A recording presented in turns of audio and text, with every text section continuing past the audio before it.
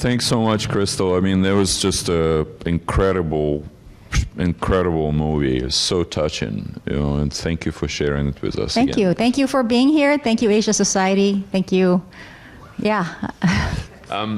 Look, it's there's so many layers and threads to this story, and I really want our audience to ask you questions. But I just want to start with, like, how did you start working on this project, and how did you get to that? You had a very different career, different life, and then you come back to the United States and did this, which is so amazing. Right. Like, well, how did it start? As things go, you don't think it's going to go. It never goes the way you want it to go. So this started as a very personal project. Obviously, it was my grandmother, and I thought it was going to be about her and her story, the story about these sisters who defied these systems that put them in place. And in fact, my original title was Unruly Chinese Women, because I really wanted to focus on the women's stories and the structures. But as it went, in the 5-year time span that I made this film in, things like Black Lives Matter happened, and it really shifted the focus of my film. I felt like I had the responsibility to address the tensions. And then not long after that was the Atlanta massacre, right? And so I was grappling with both the tensions of the Black Lives Matter movement and the anti-Asian hate violence. So how do I make sense of that with the stories I have that have involved these two communities? And so it really spun so many different times, and it ultimately I had to kind of push back or pull back really on the women's stories. Still kept them in a little bit, but really addressed the examination of race. And can I ask, you brought your daughter into this, into the movie. Like, how do you think generationally it has changed the perception of black people amongst the Chinese community? Well, that I'd like to open up to the audience for, but for myself, it's really no one answer. I don't have the right to answer that one. I think that it depends. Sometimes it's a family issue, and I do feel like, particularly in my family, it was a certain narrative was perpetuated. Right? There's a certain way we were made to feel, to stay in our kind of box and not go and venture into these areas that were supposed to be the black neighborhood because it was dangerous. These narratives were very constant, and I didn't see that as problematic until I really dug into the past and when I heard how people addressed each other's communities, then it was like, wow, why aren't we talking about this? And I know why, actually, because Chinese don't like to talk about uncomfortable things, right? We just kind of push it under the rug. So, it was a difficult subject, but we needed to tackle it because I couldn't believe how people were thinking about, these why, and we're talking about these tensions today, and this kind of speaks to that, and so we had to dig, or I had to dig. Yeah. Well, I want to open it to the audience and get your questions, and I'll come back in the end with okay. another one. Yeah. Well, but I wanted to say, because you're from Australia, and I don't think this is really necessarily something that's just applicable to America's racial history, right? I mean, there are a lot of problems in your country too, and in Asia there are lots of things that apply to this tension.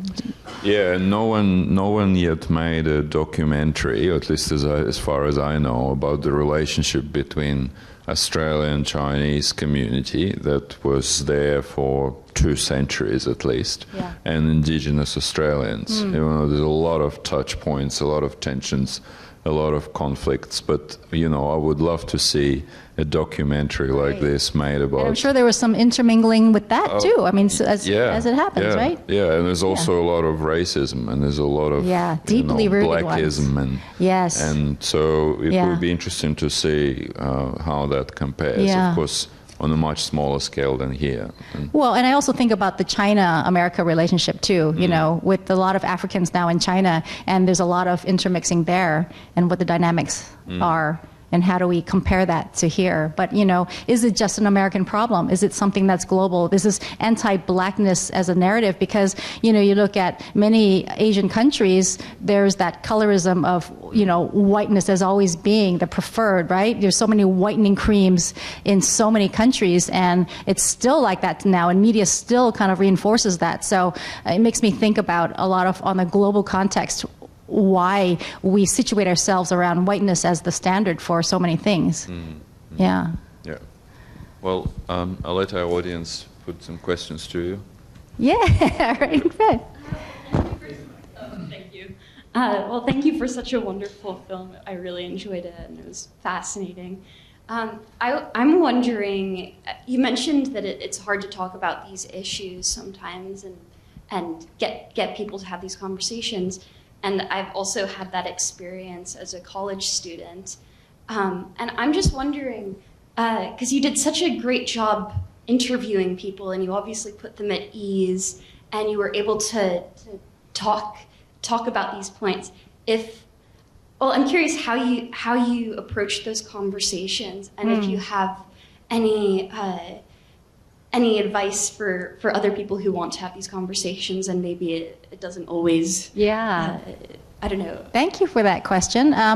So my past, I had a talk show for many years, and so I was very comfortable asking people questions, and I'm very comfortable asking people intimate questions. And that was another point I wanted to make, is that my approach was specifically and intentionally into intimate histories. I think that intimate histories reveals a deeper history than the stuff you learn in history books, right? All the top-down approach, all the boring text, we don't learn anything from it. But like a little story, like my grandmother sneaking out in the black neighborhood with this white boy, like opened up, it just revealed so many layers, to your point, about history. So with the intimacy involved, I think it's easier to open up, because especially older women, I don't know how you feel, but well, first of all, women have historically been erased, right, in every country almost. And so when I had the opportunity to interview my grandaunts and my grandmother, they jumped at it, because nobody's ever asked them how they felt about marriage or love or desire or just their lives, their agency or lack thereof.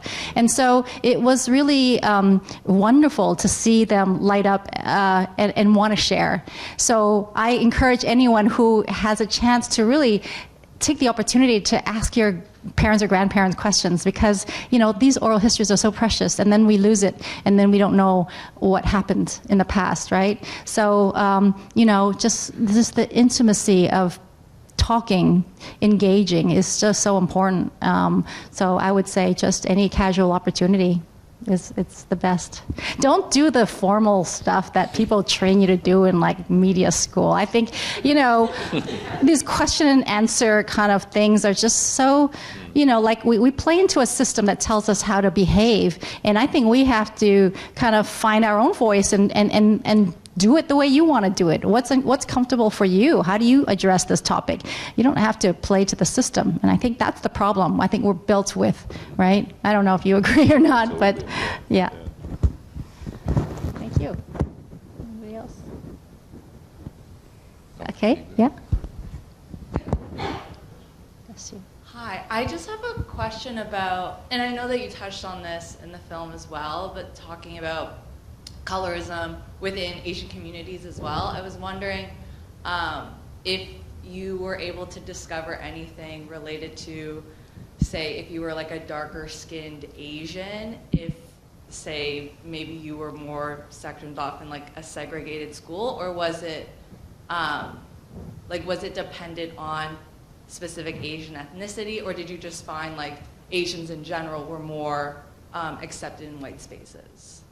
Well, so I think that in the States, it applied to, and it's so problematic here because we talk about Asian Americans, and it's like we can't really simplify it, right? Because there's a huge spectrum, and even within that, there's so much colorism within. So I screened it in Hong Kong a few months ago, and we had a deeper dialogue about the impact of colorism in Asia, because like in Hong Kong, a lot of us had domestic helpers who were oftentimes from the Philippines. And so there is this, assumption that, and we just, you start you have a negative perception, or you're trained to not be friends with somebody because they're associated with a different class. And so it was so problematic. And so it's not really where you're from, but why is it that darker skin is something that's associated with lesser education, less opportunity, lower on the social mobility color line. It's just, and it's so global, this issue. So I'm not sure how we're going to change that, if that was a question. But I think we need to question why we do have those perceptions and where they come from. Yeah.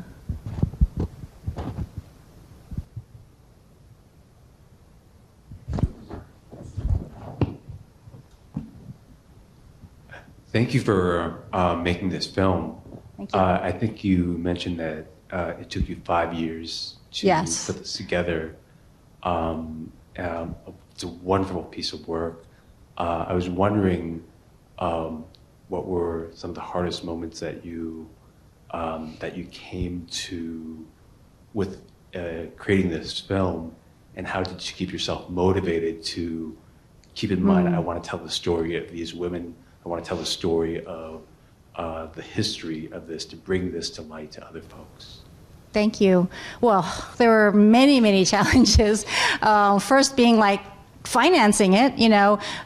When you make a film like this, nobody's going to jump and want to put money in, because it's not a story that necessarily, resonates with people.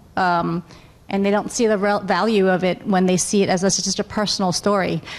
So that was one. And, I applied to so many different grants at the time. And at one point I felt like giving up. It was just, I have a whole file of rejection letters. So anybody who applies for things, don't give up, because you have to keep knocking on doors. I remember the first time I got my grant from the Center for Asian American Media. When I opened up that email, I literally cried, because it was, I tried so hard, and it's like, why can't I do something? And so you have to believe in a project. You have to persist and persevere. But there are other challenges, like even, putting together the two communities was quite difficult, because I realized it wasn't done. When I strategically tried to put the Asian and the Black community together for interviewings, but the Asian community tended to be slightly reserved, as you would know, and we're not as comfortable opening up. And there were these dynamics, whether I had Black crew or Asian crew, it made a difference on how they might act. So there's a lot of kind of racial elements even in the process of making it. I had a African American woman who helped me as a producer, as a story consultant, and the most difficult thing for me was writing the narration. She called me out for so many things. She wanted me to cut out, the scene where Cedric, the gentleman who talks about going to prison, or not being able to go to prison because the mom couldn't afford it. She wanted me to cut that whole scene out, and because she thought that something like that would reinforce that narrative of the prison to pipeline that Black people are so sensitive about. And I didn't see that. But at the same time, I felt like it was such an important piece. I wasn't willing to give it up. But okay, so how do I treat it? How do I keep it in, but still maybe insert my narration of my learning process of why this was maybe something problematic? And so it was a big learning curve for how to address so many issues and in today's hypersensitivity with race too, it's like, what language do you use? When I say we, who does the we mean? She kept asking me, who's the we?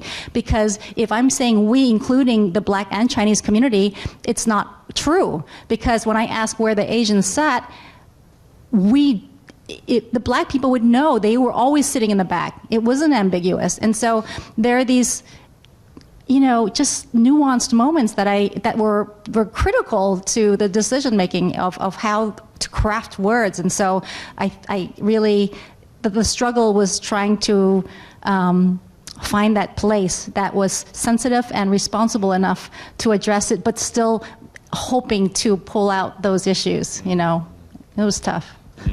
Can I just build on this question? How did you find the reaction to the film so far in the US and elsewhere? Yeah, well, I've screened it many places, and I have to say I had a more robust engagement. Well, I would say in the Black space, surprisingly, they were very eager to have these conversations. They were very wanting to. In fact, when the film opened with my Aunt Lorraine, the whole audience at this one Black film festival laughed, and I was like, why are they laughing? Nobody else laughed at this point. And my producer, who's Black, said that it's because she reminded them of their aunt. Like she was like the same thing. They knew this person. So it really struck me of the genuine connective histories we have. We don't, we think we're so different, but we're not.